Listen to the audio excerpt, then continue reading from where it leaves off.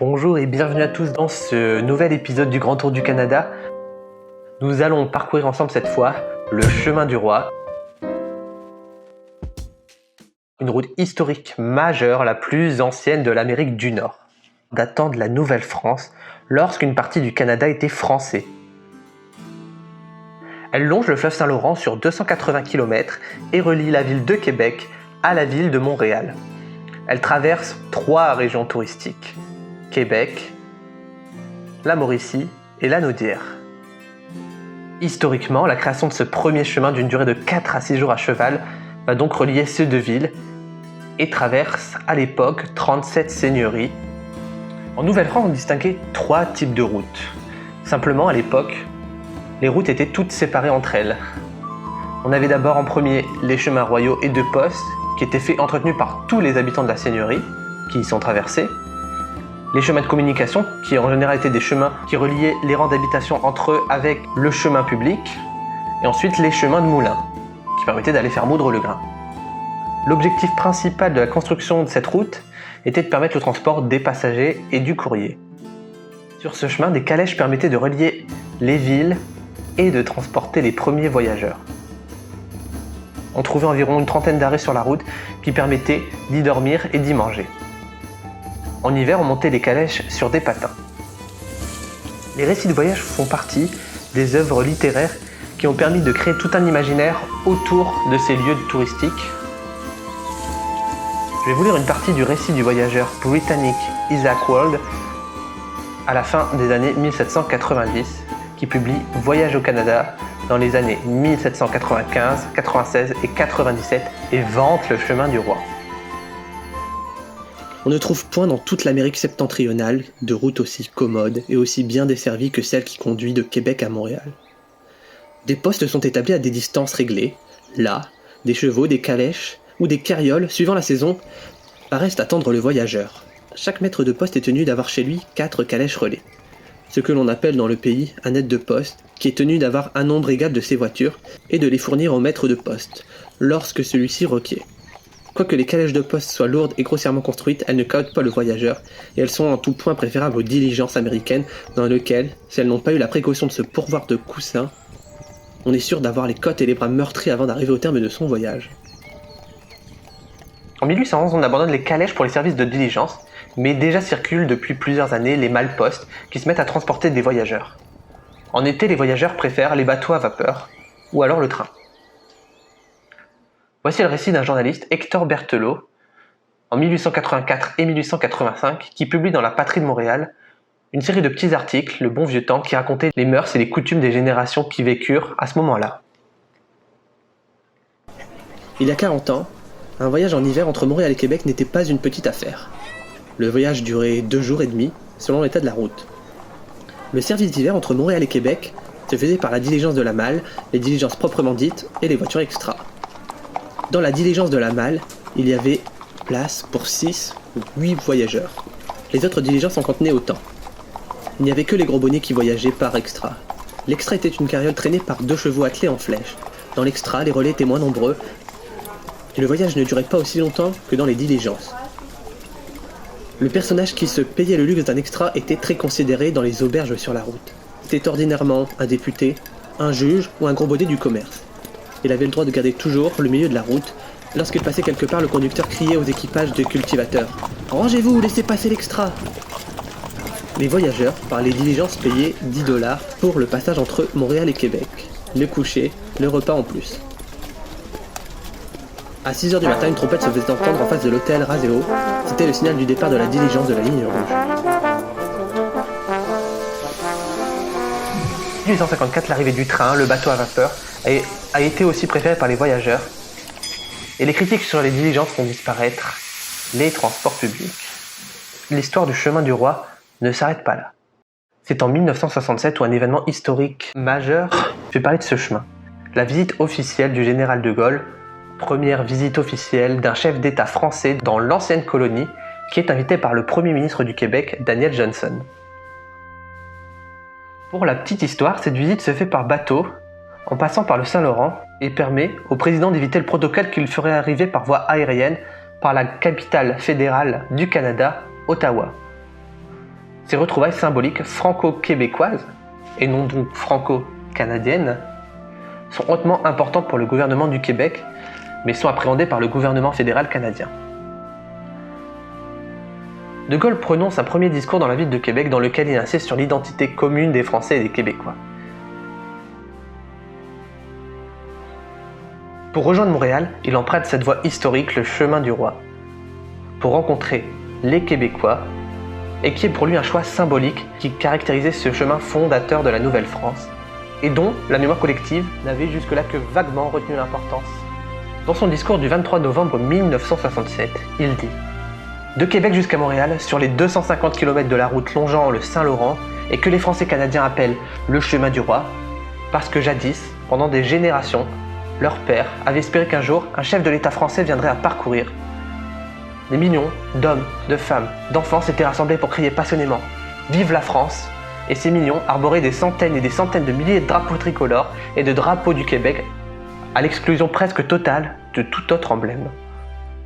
Tout le chemin du roi, il est salué comme un libérateur par la foule qui agite des pancartes sur lesquelles est inscrit « France libre, Québec libre, vive le Canada français !»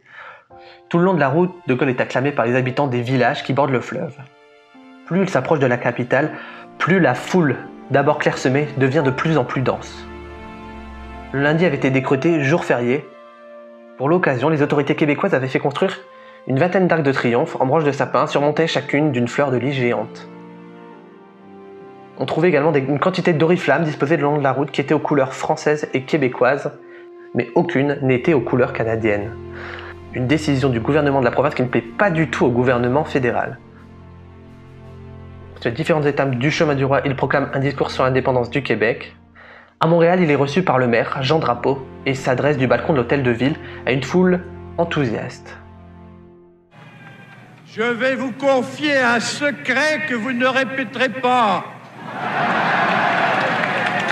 Ce soir ici, et tout le long de ma route, je me trouvais dans une atmosphère du même genre que celle de la Libération.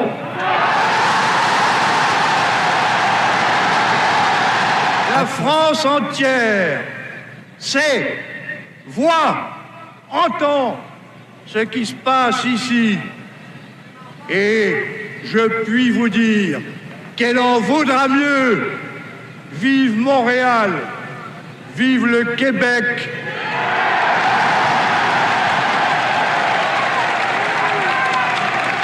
Vive le Québec libre.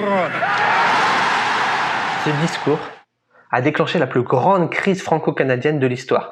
Le gouvernement fédéral accuse le président français de s'être ingéré dans des affaires internes. Les relations entre les deux pays ne s'améliorent qu'après la démission de De Gaulle en 1969. Les relations entre la France et le Canada seront longuement marquées par ce discours. C'est pourquoi cette route historique et majeure a permis de découvrir les plus anciens villages de la Nouvelle-France et devient en 1999 officiellement route touristique. L'itinéraire touristique est donc signalé sur toute sa longueur. C'est pourquoi cette route touristique se dote d'une nouvelle image et de nouveaux outils promotionnels, nouveaux logos, nouveaux slogans, tant d'arrêts, tant d'attraits, et propose une carte des différentes étapes à parcourir. Les pictogrammes bleu royal de la couronne du roi montrent que cette route est patrimoniale, dont on s'aperçoit rapidement avec des moulins, des manoirs seigneuriaux, des maisons traditionnelles. Le but de cette route est de découvrir l'histoire, l'architecture, les paysages, les sites patrimoniaux, l'agriculture aussi, comme des vignobles, et cette conscience d'y refaire le chemin de l'histoire, de la France, du Québec, et de rencontrer ceux et celles qui ont incarné cette histoire vieille de 350 ans. J'ai décidé de parcourir cette route peut-être à un moment les moins adéquats, en plein hiver, en période de Covid, en plein confinement. Malgré le fait que de nombreux sites soient fermés, j'ai pu parcourir cette route et enrichir cet épisode.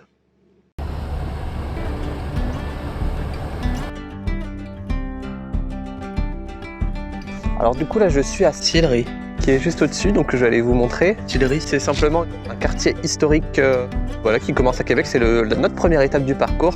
Et du coup on va aller découvrir ces petites maisons charmantes. Je viens de rencontrer Benjamin, ça fait 15 minutes, puis il est adorable. C'est un gars adorable, sympathique, et puis vraiment enjoué. Vraiment, un beau gars. On s'est rencontrés dans le vieux Sillery, dans le vieux quartier, là. Puis je l'ai amené dans un beau lieu, les hauteurs de Sillery. Comme on peut voir, là, on est sur les hauteurs de Sillery, on a le fleuve en bas. C'est pas les maisons que je viens voir. Et puis, je l'ai amené faire un tour dans mon spot que j'appelle mon lieu de prédilection, le cimetière derrière, le Mount Herman Cemetery, qui est le premier cimetière jardin au Canada.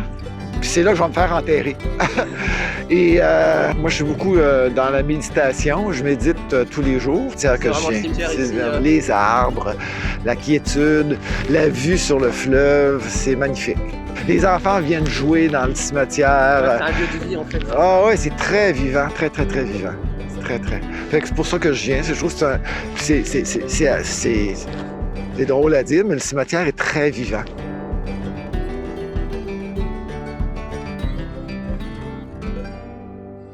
Me voici à la maison des Jésuites de Sillery, qui est fermée temporairement, donc je ne vais pas pouvoir la visiter, je ne vais pas pouvoir vous la faire découvrir. Elle est une étape sur le chemin du roi, surtout une étape au début du chemin du roi.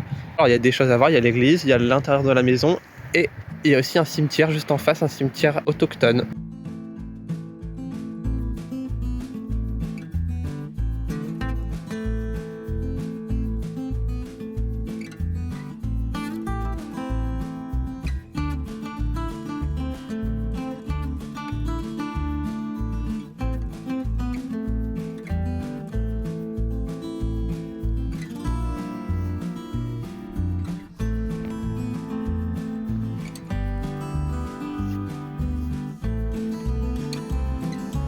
On voit le Saint-Laurent toujours qu'on continue à suivre.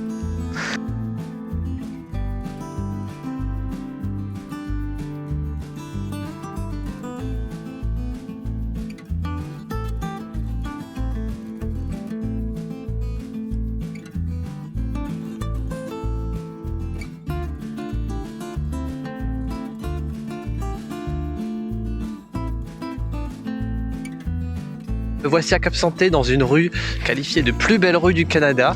C'est aussi une rue historique, comme tout le reste du chemin du roi, avec des jolies maisons.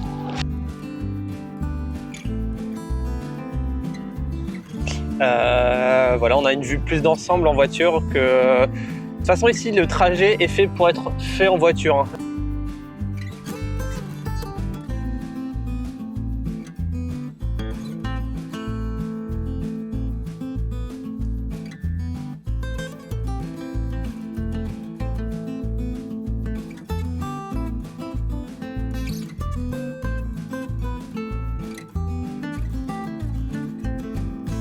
Alors là, du coup, je me retrouve à Grondines où il y a un moulin qui date aussi de l'installation des Français au temps de la Nouvelle-France. Et donc, on est vraiment juste à côté de l'eau, avec de la brume.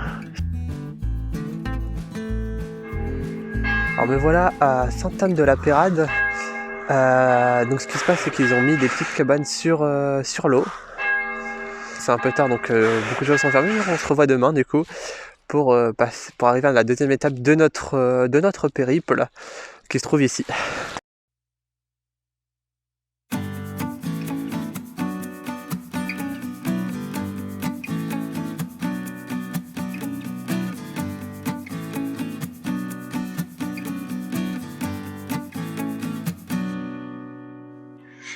La pêche au petit poisson des chenaux, c'est 100 000 visiteurs durant ce séjour. C'est 100 000 visiteurs qui passent ici durant l'hiver. D'accord, oui. Du 26 décembre au 20 février, donc 800 millions de poules à mont dans la rivière. Ah oui, quand même. 400 chalets, 18 pourvoiries. Donc c'est vraiment, là, c'est une activité là, de renommée mondiale. On est la capitale mondiale du petit poisson des chenaux.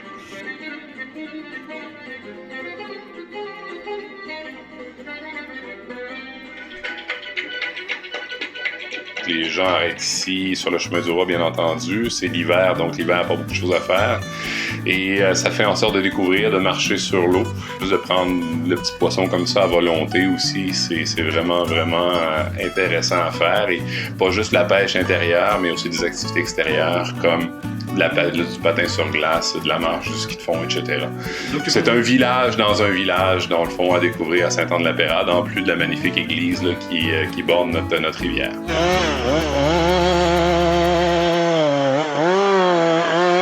Ah, je continue à me balader entre les maisons, c'est vraiment super joli, c'est même... Bon, il fait vraiment froid, là. Il y a un petit vent avec un peu de neige, mais bon, il fait super beau, donc ça change tout.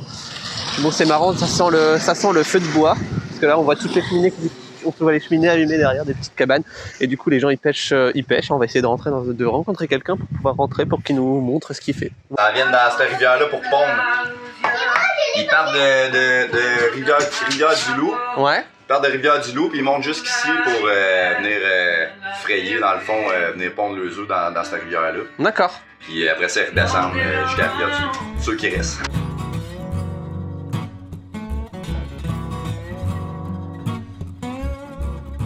Je vais vous montrer comment ça marche un peu la pêche blanche, la pêche sur la glace. On est à Saint-Anne-de-la-Pérade.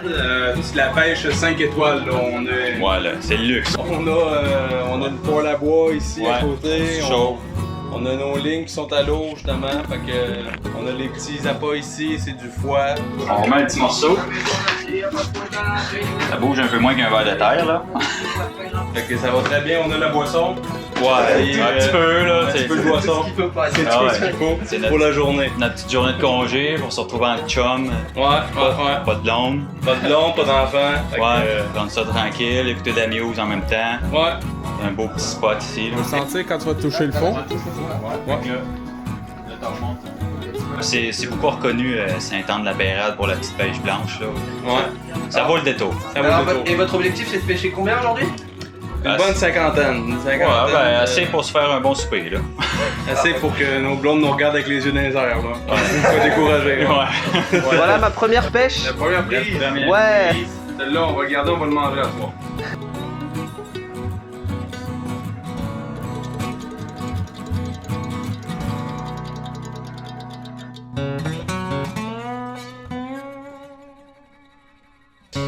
On se trouve ici au domaine seigneurial de Sainte-Anne. Au départ, c'était différentes seigneuries ici qui composaient le chemin du roi.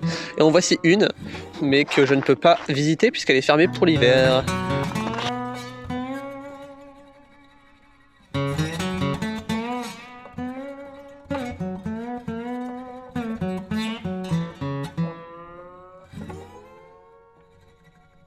Alors me voici à Notre-Dame du Cap avec la basilique juste derrière moi.